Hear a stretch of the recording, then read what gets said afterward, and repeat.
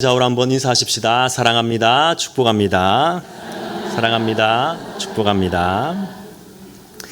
오늘 말씀은 예수님과 이스라엘 당시 유대 종교 지도자들 간에 있어서 권위에 관한 논쟁의 이야기입니다. 대제사장들과 백성들의 장로들은 성전을 청결케 하고 백성들에게 하나님의 말씀을 가르치시는 이 예수님께 네가 무슨 권위로 이런 일을 하느냐, 누가 너에게 그런 권위를 주었느냐라고 따지듯이 물었습니다. 예수님은 이런 그들에게 요한의 세례가 어디로부터 났느냐, 하늘로부터냐 사람으로부터냐라고 반문하시면서 자신의 권위가 하늘로부터, 즉 하나님께로부터 온 것임을 말씀해 주셨습니다. 사실 예수님과 유대 종교 지도자들 간에는 오래전부터 갈등이 있어 왔습니다. 하루 이틀 일이 아니라 오래전부터 있어 왔는데, 그렇지만 예수님께서 예루살렘에 입성하신 후에 이 유대 종교 지도자들 간에 굉장한 이렇게 갈등이 노골화되기 시작하였습니다. 마태복음 21장은요, 예수님께서 지상에서의 마지막 사역, 곧 십자가의 대속의 죽음을 당하시기 위하여서 예루살렘에 입성하시고, 그리고 그 예루살렘 안에서 일어났던 사건을 다루고 있습니다.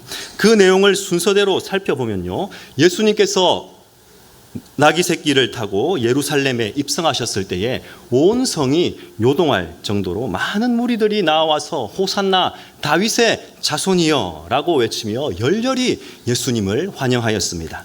그 후에 예수님께서는 성전에 들어가셔서 성전 안에서 매매하는 자들, 그리고 돈을 바꾸는 자들의 상과 그리고 그들의 짐승들 비둘기를 내어 쫓으셨습니다. 그리고 내 집은 기도하는 집인데 어찌 너희가 이 집을 강도의 소굴로 만들었느냐, 그렇게 질책하셨습니다. 그 후에 예수님께서는 자신에게 나오는 맹인과 다리 저는 자들을 고쳐주셨습니다. 이러한 모습들은 유대 종교 지도자들이 보기에 굉장히 자존심이 상하는 일이었습니다. 도무지 받아들일 수 없는 일이었습니다. 왜냐하면 예수님 때문에 지금 자신들의 입지가 좁아지고 있기 때문입니다. 그러면서 예수님과 종교 지도자들과의 갈등이 점점 심하여졌고 그 정점을 향하여서 달려가고 있었습니다. 그 후에 예수님께서 무화과 나무를 저주하신 사건이 오늘 본문 앞단락 18절에서 22절까지 기록이 되어 있고, 이어서 오늘 본문이 시작이 되는데요, 오늘 본문 23절을 보면 예수님께서는 성전을 정결케 하신 다음 날 다시 성전에 들어가셨습니다. 그리고 그곳에서 하나님의 말씀을 가르치셨습니다. 그때 백성들에게, 백성의 장로들과 대제사장들이 예수님께 나와서 이렇게 따져서 묻습니다. 오늘 본문 23절 말씀을 우리 함께 읽겠습니다. 예수께서 성전에 들어가 가르치실세 대제사장들과 백성의 장로들이 나와 이르되 내가 무슨 권위로 이런 일을 하느냐, 또 누가 이 권위를 주었느냐. 아멘. 대제사장들과 백성의 장로들은 예수님께 이렇게 묻고 있습니다. 내가 무슨 권위로 이런 일을 하느냐, 누가 너에게 이런 권위를 주었길래 이런 일을 하는 것이냐, 이렇게 묻고 있습니다. 사실 이것은 궁금해서 묻는 것이 아니라 따지고 있는 것이지요. 대제사장들은 성전의 활동과 관리 등 성전에서 이루어지는 모든 제사의 질서를 관장하고 시행하는 성전의 최상층의 구성원들이었습니다. 또 백성들의 장로들은 어떤 자들입니까? 당시 정치적 최고 결정기구였던 사내들인 공회의 의원들이었습니다. 정치계의 최상의 구성원들이었습니다. 이렇듯 종교계와 정치계의 최상위 층인 대제사장들과 장로들이 지금 예수님 앞에 나와서 네가 무슨 권위로 이런 일을 하느냐, 예수님의 권위에 관하여서 묻고 있는 것입니다. 이들이 말한 이런 일, 이것은 어떤 일입니까? 예수님께서 예루살렘에 입성하시고 예루살렘에서 그리고 성전에서 행하셨던 모든 일들을 가리킵니다. 즉 백성들의 찬양과 환호를 받으며 예루살렘 성에 입성하신 일, 그리고 성전에서 매매하는 자들, 환전하는 자들을 내어 쫓고 짐승들을 내어 쫓는 그런 일이었습니다. 또 맹인과 다리 저는 자들을 고쳐주시고 성전에서 하나님의 말씀을 가르치신 그 모든 일들을 가리키는 것입니다. 이런 일들은요, 하나님으로부터 권위를 받지 않으면 행할 수 없는 일이었습니다. 예수님이 예루살렘 성에 나귀를 타시고 입성하신 일은 보기에 따라서 정치적인 입성이었습니다. 다윗의 자손인 유대인 이 왕이로서 예루살렘에 입성하는 것입니다. 그래서 백성들도 왕을 맞이하듯이 겉옷과 나뭇가지를 깔고 흔들며 열렬히 환호하며 예수님을 영접하였던 것입니다.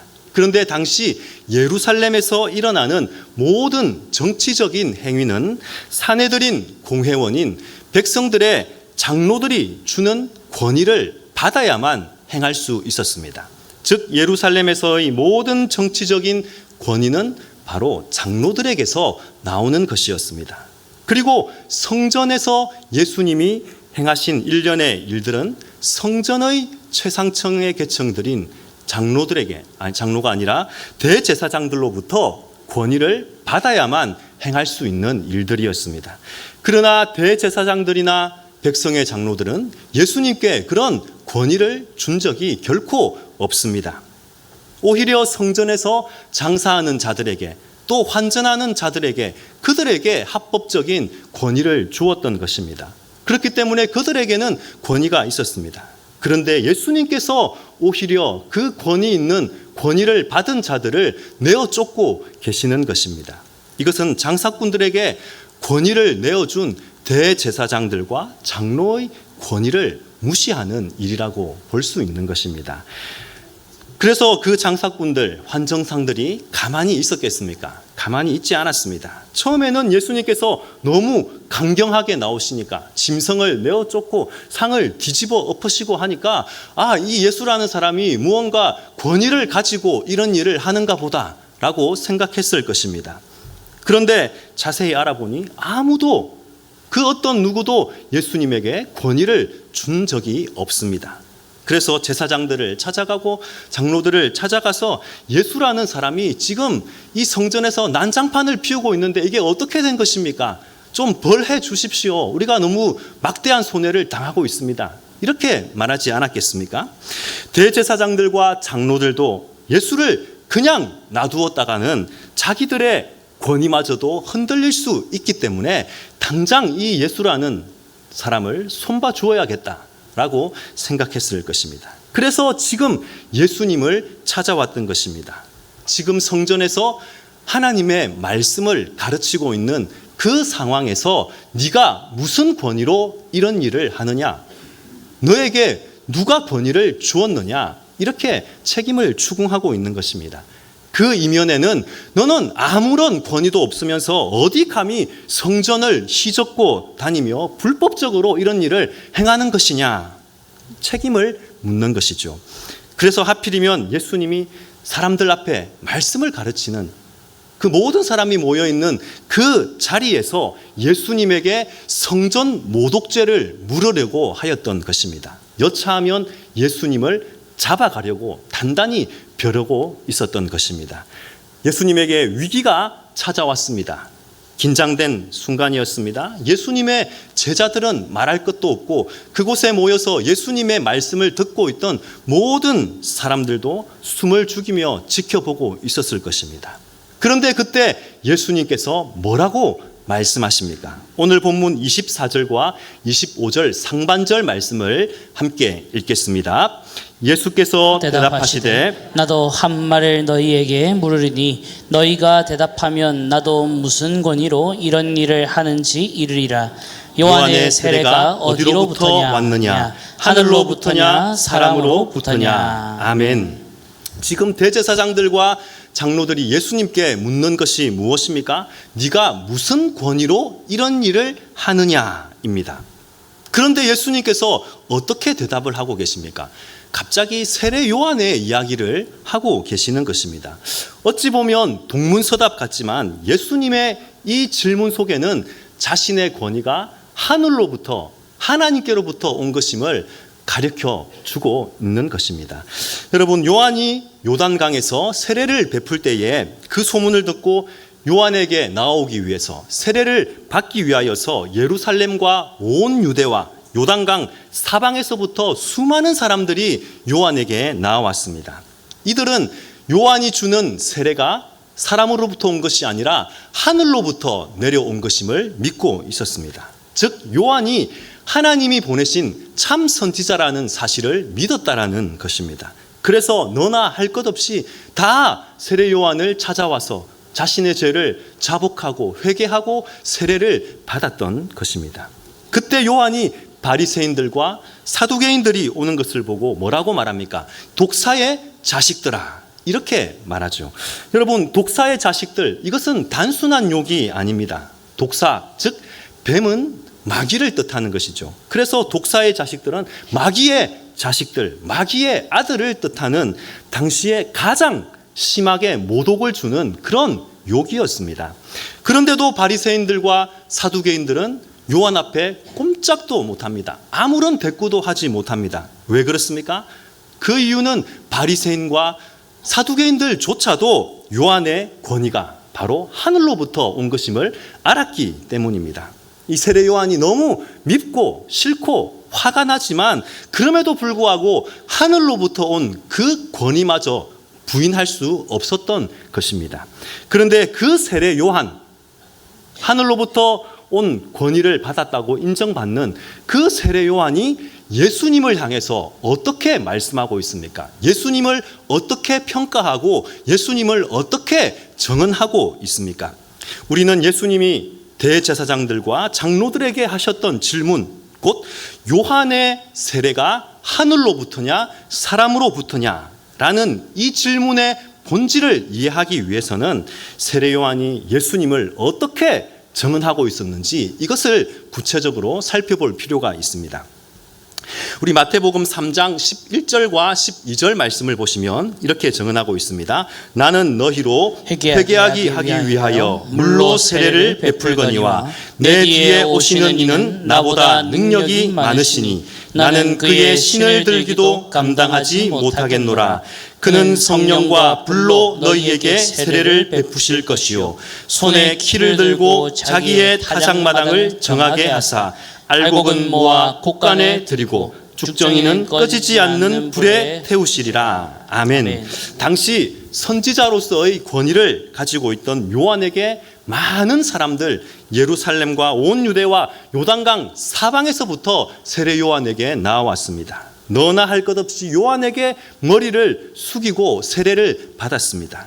요한이 허벌판의 그 빈들과 광야에서 말씀을 전해도 많은 사람들이 구름대와 같이 모여들었습니다. 그만큼 요한의 권위가 하늘을 찌를 듯이 높았기 때문입니다. 그런데 그 요한이 예수님을 가리켜서 나는 그의 신을 들기도 감당할 수 없습니다, 이렇게 말하고 있는 것입니다.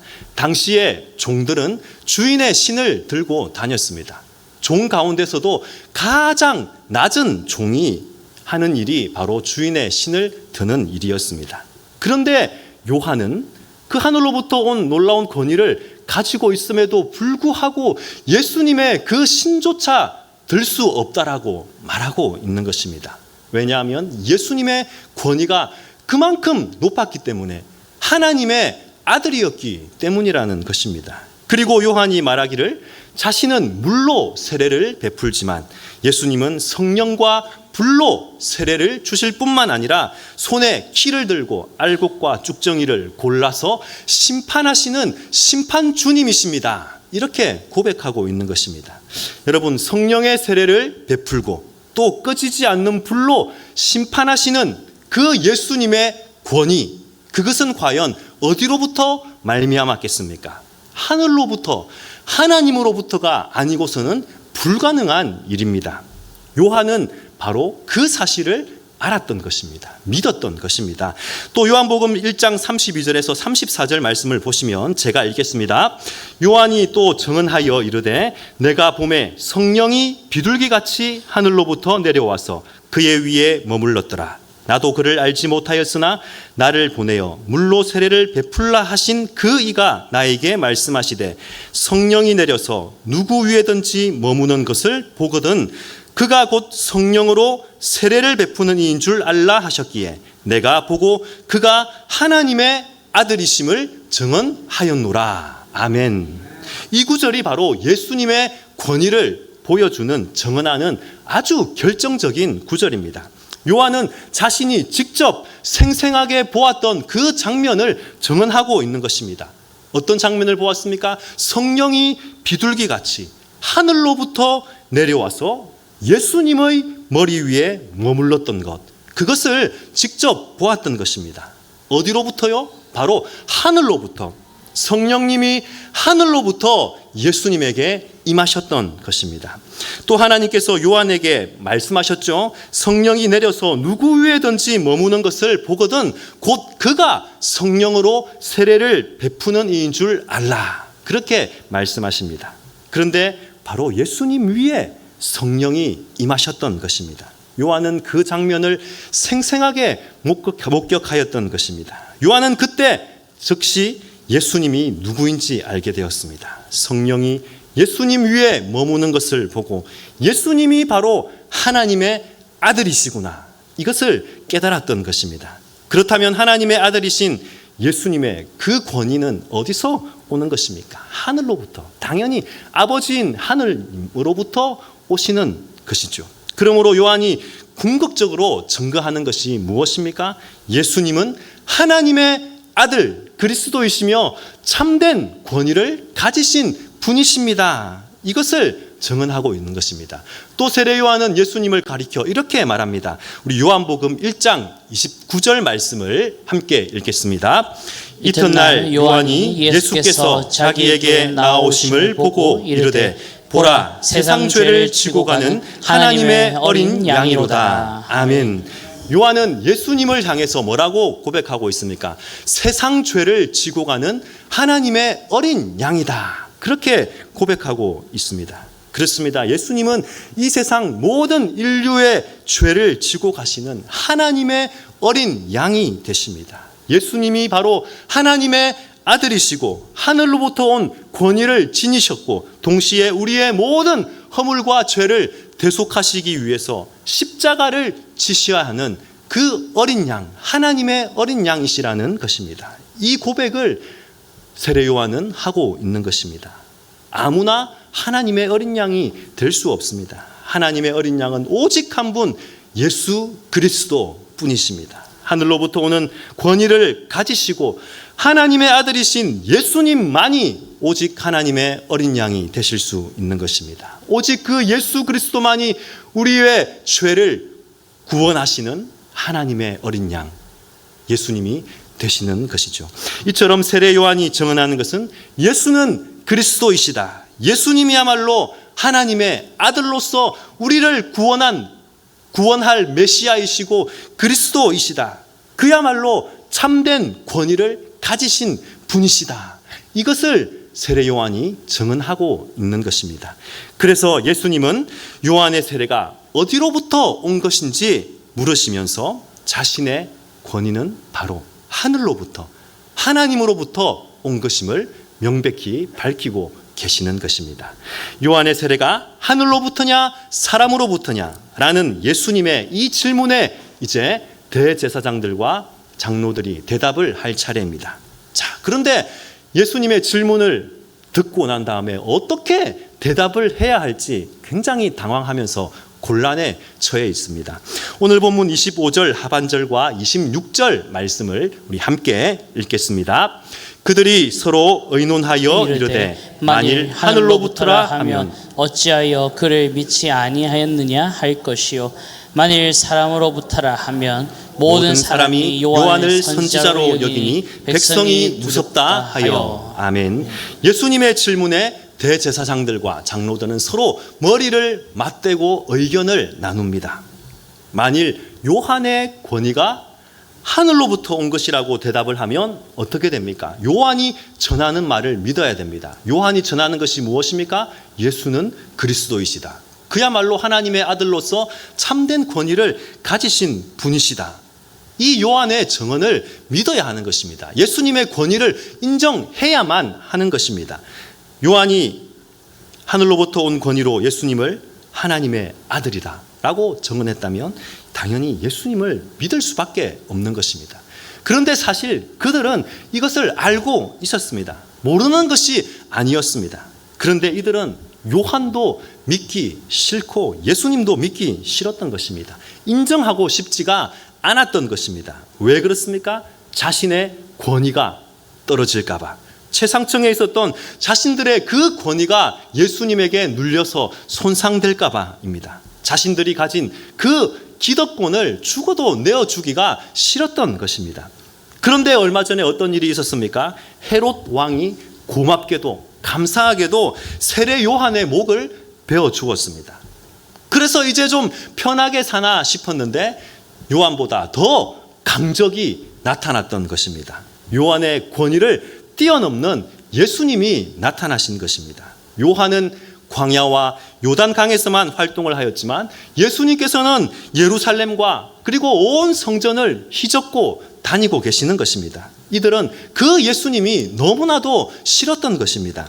아무리 하늘로부터 온 권위가 있다 할지라도 그것을 인정하기가 싫었던 것입니다. 그래서 이들은 요한의 세례가 하늘로부터 온 것입니다 라고 도저히 말할 수가 없었습니다.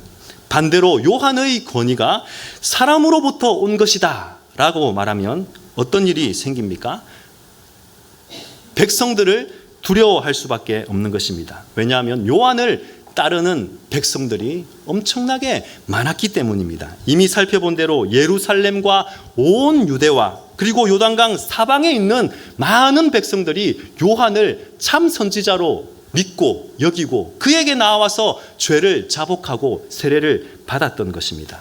그렇다면 그 백성들에게 있어서 요한의 권위는 당연히 하늘로부터 오는 것이었습니다. 그래서 많은 사람들이 그에게 나아갔던 것이죠.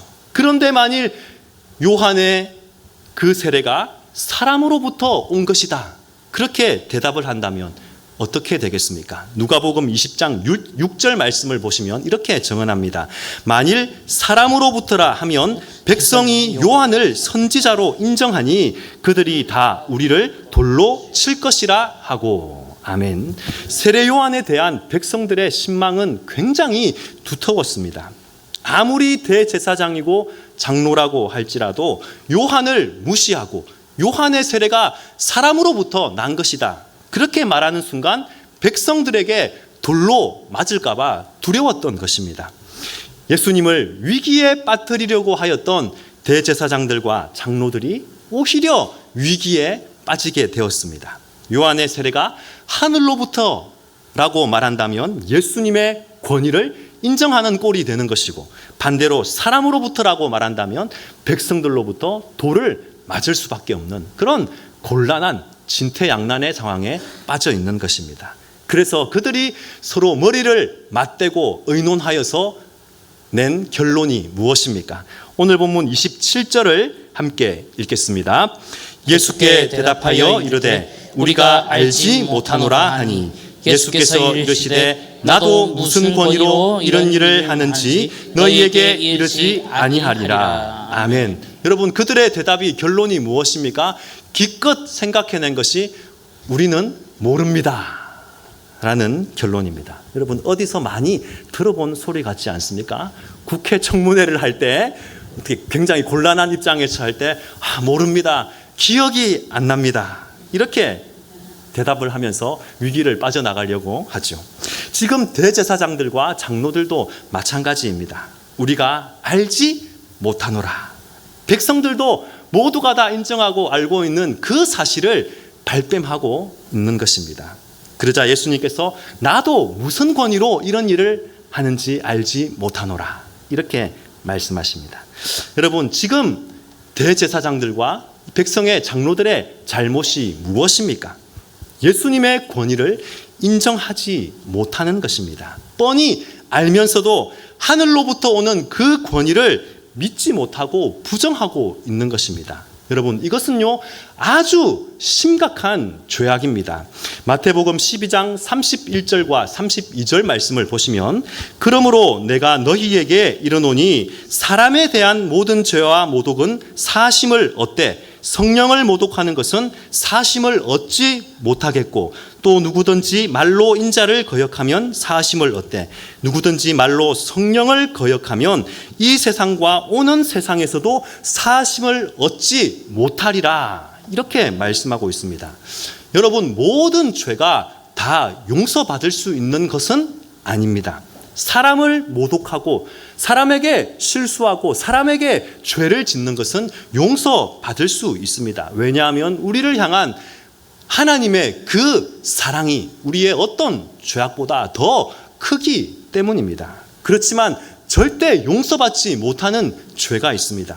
그것은 바로 성령을 모독하는 죄입니다. 성령을 거역하는 죄입니다. 즉 하늘로부터 오는 권위를 믿지 못하고 인정하지 못하고 거부하는 그것이 바로 사함받지 못하는 죄라는 것입니다. 대제사장들과 장로들의 죄가 바로 이것이었습니다. 이와 같은 죄는 이 세상뿐만 아니라 오는 세상에서도 사심을 얻지 못한다라고 하나님께서 분명하게 경고하고 계시는 것입니다. 여러분, 이와 함께 우리가 경계해야 할 것은 사람으로부터 난 것을 하나님으로부터 온 것처럼 꾸며대며 사람들을 미혹하는 거짓 예언과 이단 사설들입니다. 그들은 하는 말이 무엇입니까? 나는 하나님께 직통 계시를 받았다. 내가 곧 보혜사다. 내가 곧 예수다. 그렇게 말하면서 사람으로부터 온 것을 마치 하늘로부터 온 것처럼 둔갑시키며 사람들을 미혹시킵니다. 이것은요, 하나님의 권위를 파괴시키는 아주 심각한 죄라는 것입니다. 성도 여러분, 우리는 하늘로부터 온 그 권위에 엎드리고 순종해야 합니다. 사람으로부터 난 것은 멀리하고 하나님으로부터 온 그 권위를 인정하고 그 권위 앞에 엎드리고 순종해야 하는 것입니다. 그것은 곧 하나님의 말씀에 순종하고 하나님의 뜻을 따르는 것이죠. 그리고 하나님의 사랑을 배우고 하나님의 그 사랑으로 섬기는 것입니다. 교회도 마찬가지입니다. 하늘로부터 온 그 권위 앞에 엎드리고 순종할 때에 하늘로부터 성령의 새바람이 불어오고 하늘로부터 은혜와 축복과 모든 능력이 우리에게 부어지는 것입니다. 하늘로부터 온 그 권위에 순종하는 교회 가운데 하늘로부터 임하는 성령의 능력과 부흥의 역사가 일어날 수 있는 것입니다. 여러분, 예수님이야말로 하늘로부터 온 권위를 가지신 분이십니다. 에베소서 2장 9절부터 11절 말씀을 제가 읽겠습니다. 이러므로 하나님이 그를 지극히 높여 모든 이름 위에 뛰어난 이름을 주사 하늘에 있는 자들과 땅에 있는 자들로 모든 무릎을 예수의 이름에 꿇게 하시고 모든 입으로 예수 그리스도를 주라 시인하여 아버지께 영광을 돌리게 하셨느니라. 아멘. 우리 주님은 모든 이름 위에 뛰어나신 분이십니다. 하늘과 땅의 모든 권세를 가지신 분이 바로 우리 주님이십니다. 그 주님께서 말씀으로 천지를 창조하셨습니다. 그래서 예수님의 말씀 한마디에 표적이 일어나고 기사가 일어나고 능력이 나타났던 것입니다. 눈먼 자가 예수님의 그 말씀 앞에 눈을 뜨고 다리를 저는 자가 일어나 걷고 뛰고 소경의 귀가 열리는 그런 역사가 일어났던 것입니다. 모두가 다 그 주님의 말씀의 권세 앞에 복종하고 순종할 수밖에 없었던 것입니다. 성도 여러분, 우리 주님이 하늘과 땅의 모든 권세를 가지신 분이심을 믿습니까? 모든 이름 위에 뛰어난 분이심을 믿습니까? 그렇습니다. 오직 우리 주님만이 상천하지의 하나님이십니다. 우리는 그 하나님을 믿어야 하는 것입니다. 진실하게 의심 없이 믿어야 합니다. 그 믿음을 통해서만이, 그 순종을 통해서만이 하늘로부터 임하는 놀라운 은혜와 능력이 우리에게 임하게 되는 것입니다. 우리 모두가 그 은혜와 복을 누리며 살아가는 성도님들이 되시기를 주님의 이름으로 축원합니다.